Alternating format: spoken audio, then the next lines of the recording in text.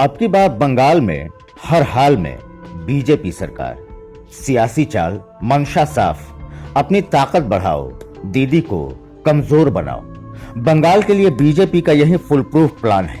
तभी तो विधानसभा चुनाव में दीदी को पटखनी देने के लिए बीजेपी पूरा जोर लगा रही है। हाथ से कोई मौका छूट ना जाए, इसलिए सबका साथ जरूरी है। बीजेपी का दिग्गज दीदी की हर चाल का तोड़ निकाल रहे हैं। छोटी से छोटी रणनीति पर गहनता से विचार किया जा रहा है। स्ट्रेटेजी भी ऐसी कि दीदी की चौतरफा घेराबंदी हो जाए। खुद पीएम मोदी बंगाल की धरती से योजनाओं का शुभारंभ कर रहे हैं, तो पार्टी के दूसरे नेता शक्ति प्रदर्शन कर कार्यकर्ताओं में जोश और जनता को लुभाने में लगे हैं। बंगाल में बीजेपी क्यों जरूरी है, जनता को समझा रहे हैं, तो दूसरी तरफ दीदी के पुराने सिपह सलारों को तोड़कर कमल की ताकत को बढ़ा रहे हैं। यही वजह है कि पिछले दिसंबर से अब तक करीब दर्जन भर विधायक और कई बड़े नेता दीदी का दामन छोड़कर बीजेपी के साथ हो चले हैं। हाल ही में टीएमसी के फेस वैल्यू माने जाने वाले दिनेश त्रिवेदी ने राज्यसभा सांसद पद से इस्तीफा दे दिया है। माना जा रहा है कि दीदी को बड़ा झटका देने वाले त्रिवेदी कभी भी भगवा झंडा उठा सकते हैं। इसी बीच मंगलवार को बड़ा डेवलपमेंट देखने को मिला।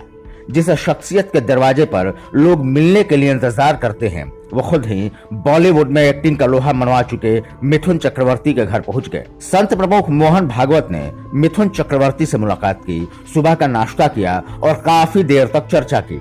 इस मुलाकात से कोई शक नहीं कि 80 के दशक के सुपरस्टार, बेहतरीन डांसर और बेमिसाल अदाकार के बीजेपी में शामिल होने की अटकलें तेज हो गई। हालांकि बॉलीवुड के दादा न सिर्फ कमल थामकर सियासत की बातों को खारिज कर रहे हैं, बल्कि मोहन भागवत से मुलाकात के मायने भी बता रहे हैं। कह रहे हैं कि भागवत से आध्यात्मिक रिश्ता है, इस रिश्ते को राजनीति से न जोड़ा जाए। वो हमेशा से समाज के गरीब तबके के लिए लड़ाई लड़ते रहे हैं और जो कोई भी गरीबों के कल्याण के लिए काम करेगा उसको भरपूर समर्थन देते रहेंगे। एक समय मिथुन दा दीदी के पार्टी से सांसद हुआ करते थे, लेकिन फिलहाल सियासत पारी से परे हैं।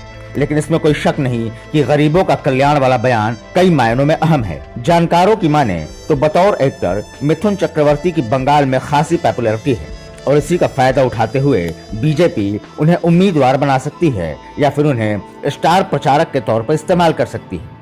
यानी बीजेपी बंगाल में सत्ता तक पहुंचने के लिए हर मुमकिन कोशिश कर रही है। आपको बता दें कि पश्चिम बंगाल में ममता बनर्जी के सत्ता में आने के बाद लोकप्रिय बॉलीवुड अभिनेता मिथुन चक्रवर्ती को साल 2014 में टीएमसी ने राज्यसभा सदस्य के रूप में नॉमिनेट किया था, लेकिन सेहत का हवाला देकर 2 साल के भीतर ही उन्होंने राज्यसभा से इस्तीफा दे दिया। इतना ही नहीं, साल 2015 में शारदा स्कैम में ईडी ने उन्हें भी तलब किया था। खैर, ये सियासत है, आज ना तो कल हाँ होते देर नहीं लगती है।